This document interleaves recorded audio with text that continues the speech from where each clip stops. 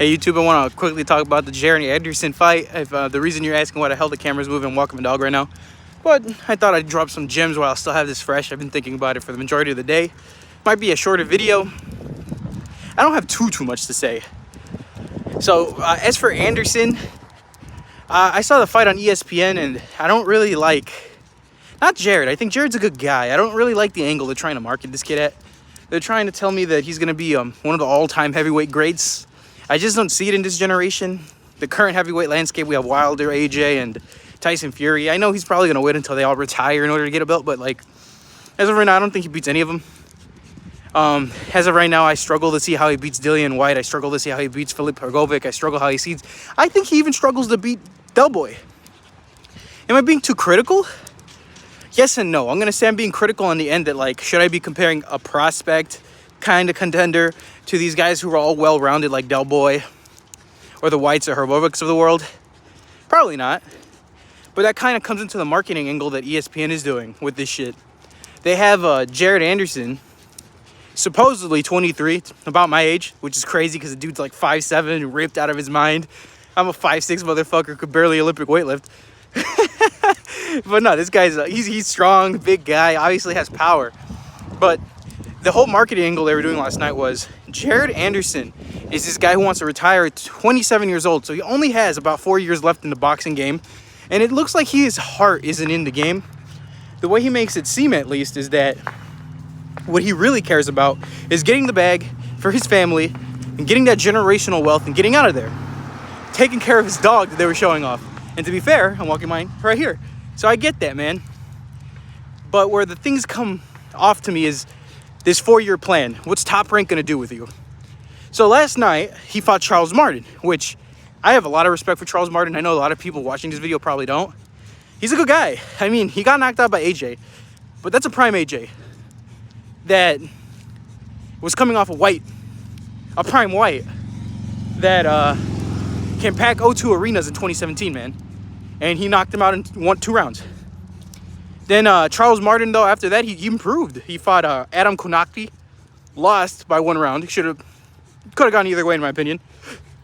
And then he fought Luis Ortiz. Although he looked really good. Sorry, there's a tree. He looked really good in that fight. Knocked down Luis Ortiz in the 4th and 2nd, I believe. Then got knocked out because he got caught because he got, lazy. But showed me that he knows what he's doing. Fundamentally good, strong, powerful guy.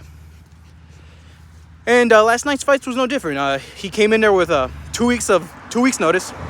Clearly was training, but he didn't have the style to beat Anderson.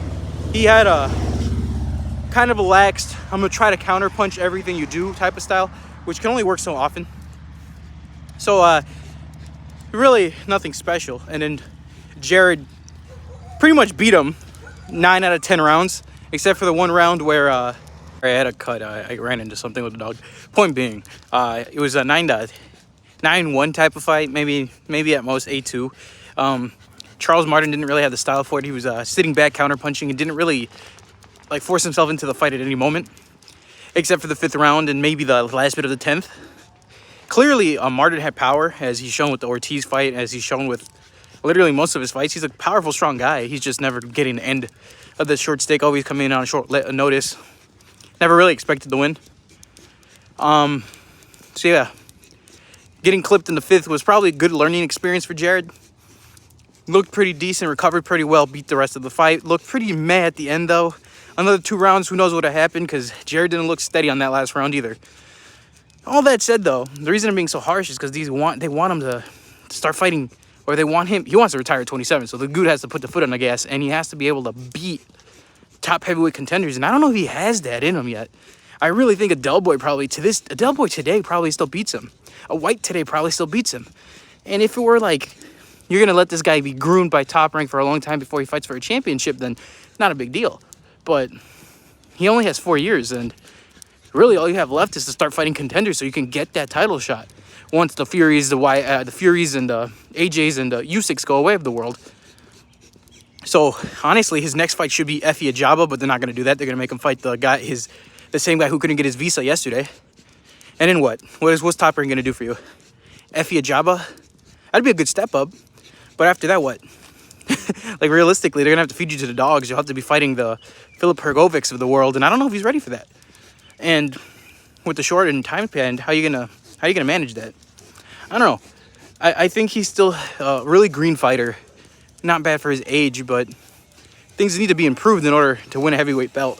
And as of right now, I don't see that happening with the limited time span he has.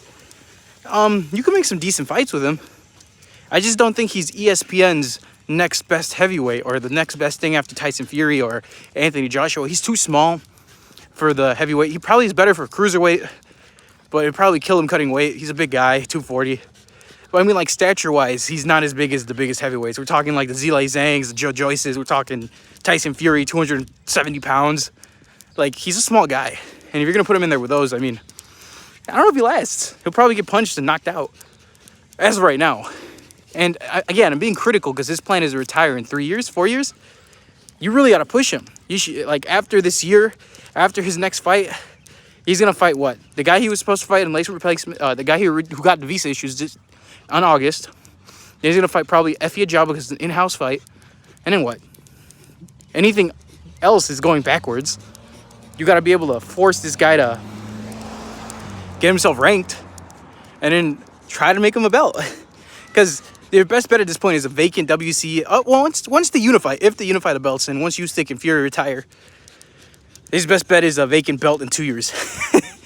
To put it bluntly, if he doesn't improve based on what he looked like today.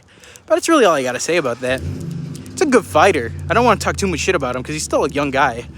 I just don't think he's all that, as ESPN wants to say.